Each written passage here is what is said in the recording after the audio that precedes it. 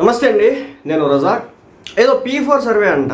అప్పుడు విలేజెస్లో ప్రతి పంచాయతీలకు వెళ్ళి కొంతమంది అధికారులు అయితే ఈ P4 సర్వేకి సంబంధించి కొన్ని క్వశ్చన్లు అయితే సామాన్యులను అడగడం అయితే జరుగుతుంది అన్నమాట. అయితే ఏంటంటే ఈ P4 సర్వే కూటమి ప్రభుత్వానికి ముంచబోతుందంటే ఇంచుమించు ఆ విధంగానే జరిగేది అవకాశం ఉందన్నట్లే కొంతమంది మాట్లాడుకోవడం అయితే జరుగుతుంది. ఏంది కథ అంటే నీకు ఎన్ని ఫ్రిడ్జ్లు ఉన్నాయి, మీ ఇంట్లో ఫ్రిడ్జ్ ఉందా, ఏసీ ఉందా, కూలర్ ఉందా, లేదంటే మీ ఇంట్లో కార్ ఉందా, బైక్ ఉందా, ఏం చదివారు మీ పిల్లలు, ఏం చేస్తున్నారు, కథ ఏంది, ట్యాక్సీ కడుతున్నారా, అది చేస్తున్నారా, ఇది చేస్తున్నారా, మీకు ఎన్ని స్థలాలు ఉన్నాయి, ఎన్ని పొలాలు ఉన్నాయి, ఎక్కడ ఉంటాయి అవన్నీ, ఇవన్నీ అడుగుతున్నారంట.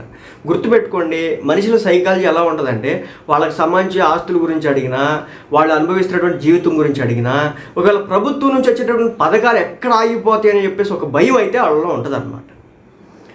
లెక్క ప్రకారం ఈ రోజున చిన్న రేకుల షెడ్ ఇంటికి కూడా ఒక 20-30 వేలు పెట్టి ఏసీలు పెట్టించుకుంటున్నారు రోజులు. ఎందుకు పెట్టించుకుంటున్నారు? వెండ ఏడు తట్టుకోలేక. వాళ్ళు వేసేది కేవలం సమ్మర్లో, అది కూడా 2-3 గంటలు వేస్తారు, ఎక్కువ కూడా వేయరు, కంగారు పడద్దు. మళ్ళీ వాళ్ళు ఏదో తెల్లారులు వేస్తారంటే తెల్లారులు వేయరాడ, కేవలం ఒక 3-4 గంటలు వేసుకొని దాన్ని మళ్ళీ ఆపేస్తారు అన్నమాట. సో అలాంటి జీవితాలు మిడిల్ క్లాస్ ఫ్యామిలీస్కి సంబంధించి. అయితే ఏంటంటే వాళ్ళ ఇంట్లో ఫ్రిడ్జ్ ఉందంటే ఆ ఫ్రిడ్జ్ అవసరం ఉంటేనే వేస్తారు, లేకపోతే దాన్ని కూడా వేయరు అన్నమాట. అంటే కూరగాయలు గుడ్లు పక్కాగా ఉన్నాయి, అవి పాడైపోతాయి అంటేనే ఫ్రిడ్జ్ ఆ రోజు, లేకపోతే ఫ్రిడ్జ్లు నడవు. ఇది మిడిల్ క్లాస్ ఫ్యామిలీ యొక్క వ్యవహారాలు. ఇక కూలర్ అంటారా, వేసవికాలం వస్తేనే దాన్ని దుమ్ము దులిపేది, అప్పటి వరకు దుమ్ము దులిపే ప్రసక్తే లేదు. వేసవికాలంలో మాత్రమే వాడతారు, మిగిలిన టైంలో ఎట్టి పరిస్థితులు కూడా వాడరు. అదేవిధంగా వాళ్ళకి ఏదో స్థలాలు ఇళ్ళు ఉన్నాయి అనుకోండి, ఏదో చిన్న చేతిగా కట్టుకుంటారు, అప్పులు గురించి చేసుకొని ఏదో ప్లేస్లో ఉంటుంది, దానికి అద్దెతో ఒక 2,000-3,000 వస్తాయి, అంతకు మించి ఎక్కువ కూడా రావు.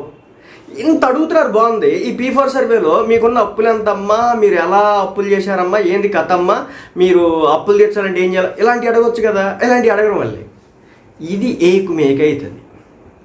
దీన్ని కనుక కన్విన్సింగ్గా కూటమి ప్రభుత్వం ప్రజలకు చెప్పకపోతే, మా ఆస్తులు అడగడం ఏంటి, మేము ఉండేదానికి ఇంటికి సంబంధించి అడగడం ఏంటి, మేము ట్యాక్స్లు కడతామని, తింటాకే తిన్నగలేకపోతే ట్యాక్స్లు కడతామని చెప్పేసి నువ్వెట్టు అడుగుతామని చెప్పేసి వాళ్ళు మాట్లాడుకుంటున్న పరిస్థితి. ఇంకొకటి, మగవాళ్ళ దగ్గర ఏదైనా ఇష్యూ వచ్చిందంటే వాళ్ళు అక్కడి వరకు మాట్లాడి వదిలేస్తారు. కానీ ఎక్కడికి వెళ్తున్నారు వీళ్ళు? ఇంట్లో ఉన్నటువంటి ఆడవాళ్ళ దగ్గరికి వెళ్ళి మాట్లాడుతున్నారు. వాళ్ళే కదా ఇంట్లో ఇంట్లో ఉండేది. మగవాళ్ళు పనికి వెళ్ళారు అనుకోండి, మన గ్రామాల్లో ఇంట్లో ఆడవాళ్ళు ఉంటారు. సో వాళ్ళ దగ్గరికి వెళ్ళి మాట్లాడినప్పుడు, వాళ్ళ దగ్గరికి వెళ్ళి అడిగినప్పుడు వాళ్ళు అమ్మో మాకు వచ్చే పథకాలన్నింటినీ కూడా ఆపడానికి చేస్తున్నాడు చంద్రబాబు నాయుడు, పవన్ కళ్యాణ్, కాబట్టి మనం నెక్స్ట్ ఎలక్షన్స్లో ఓటేయొద్దు, ఎందుకంటే మనకు వచ్చేటటువంటి రేషన్ బియ్యాన్ని తీసేయాలను, మనకు ఉన్నటువంటి రేషన్ కార్డు తీసేయాలను, లేదంటే మనకు వచ్చేటటువంటి పథకాలు ఏవైతుంటే ఆ పథకాలు పీకేయాలను చంద్రబాబు చేస్తున్నాడని చెప్పేసి ఒక పుకారు నడిచింది అనుకోండి, అయిపోయా.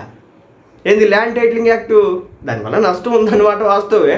బట్ వైసీపీ పార్టీకి ఎంత డ్యామేజ్ జరిగిందో అంత జరగడానికి అవకాశం ఉంది. కాబట్టి ఈ P4 సర్వే ఏంది, దాని కథ ఏందనేది క్లియర్గా చెప్పండి, న్యూస్ ఛానల్స్లో చెప్పేచ్చండి. 1-4 వీడియోలు యూట్యూబ్ మన మెయిన్ స్ట్రీమ్ ఛానల్స్ ఉంటాయి కదా, ABNనో, TV5, ఈటీవీనో, HMTVనో, మహా న్యూస్ ఏ ఉంటాయి కదా, వాటిల్లో అవసరమైతే యాడ్లు ఇస్తే ఇవ్వండి. ఈ P4 సర్వే అమ్మ మీకోసం కాదు, మీకు నష్టం చేకూర్చడం కోసం కాదు.